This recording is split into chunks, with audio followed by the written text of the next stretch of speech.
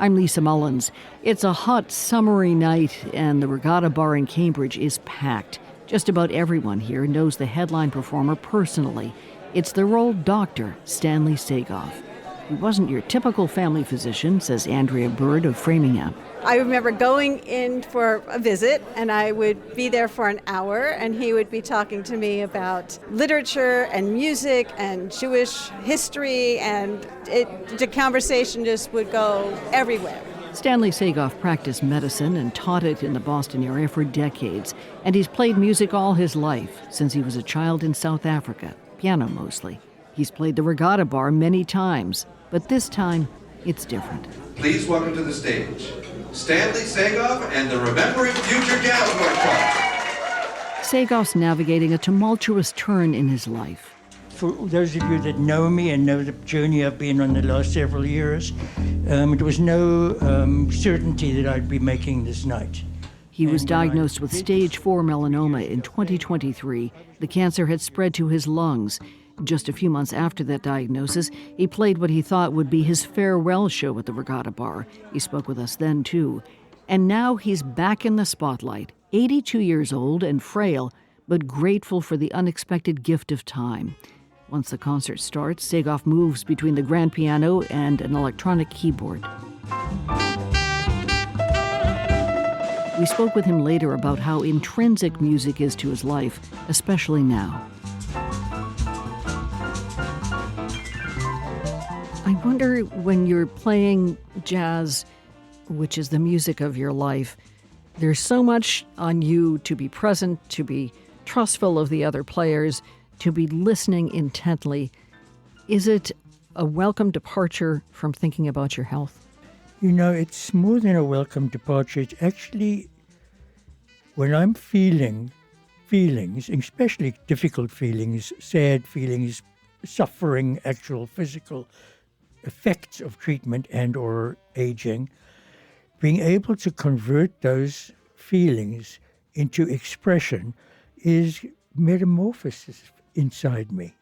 What music does is it puts you right in the moment, and especially improvising with other people. And also I've done it for over 50 years. I've done it since I'm in my early childhood. So it's a comfort. It's a blanket that I've woven for myself to put on myself. 2.5 years ago, you were showing no symptoms of melanoma, which, as we said, has settled in your lungs. You were feeling robust. What's different? What's different now is, apart from just the 2.5 years of aging, is that the effect of the treatment is to have a powerful impact on my whole body, from the top down to my toes. We should say this is not chemotherapy. It's doing immunotherapy. I've lost stamina. I have difficulty sleeping. I have difficulty walking. I have difficulty eating. I'm itchy. I mean, you could hardly name a part of my body that is not different than what it was before I had the treatment. Every bodily function is not the same as it was.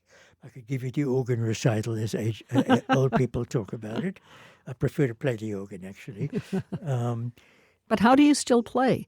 Because you play the organ, you play the piano, your fingers seem to be moving as swiftly. If you look at my hands, you'll see that they're much different.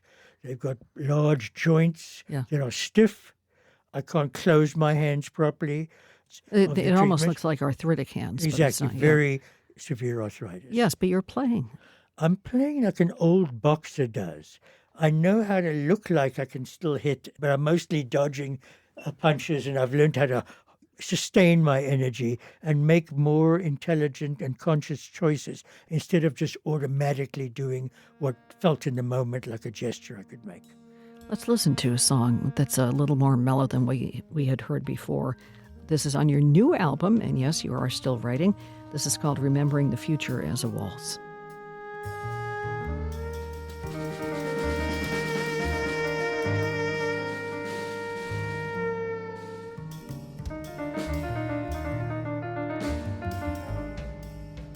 You recorded this in your cozy studio. By that I mean crowded studio at home. And it's all you. You're using your equipment to have the sound of the saxophone. And you're playing the piano there, actually playing it. That's pretty beautiful, Stanley. Thank you. Can you talk about the music? So the term remembering the future is in the Old Testament, and it's often used in commentaries in the Jewish Talmud and Torah. And it's a kind of a reference to time and our relationship to it. So we have a past, which is gone, over which we have no control. We have a future that we can imagine, over which we have no control. And what we have in the moment, about which we have a small degree of control and choice-making. So how has your music, do you think, affected your cancer journey and even the progress of your cancer? Do you see a one-to-one relationship? You know, I'm not unrealistic about what art can and can't do, but I'm also very realistic about what it can do. What it does do is give you expression. And for most of us humans, when we're upset or overwhelmed, if someone can allow us to have an expression of what it is we're feeling and actually feel that it's being received and you're not alone with the feeling, for most of us, that's enough. More than enough. It might not have changed anything except the way we can hold something. I almost can't imagine, not only for the cancer, but just when I look back on my life, I can't imagine not having had this opening to expression as a way of managing all the things I can't control in the rest of my life.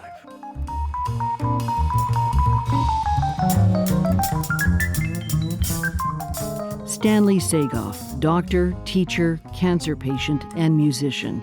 His new album is called Coming Back to Life.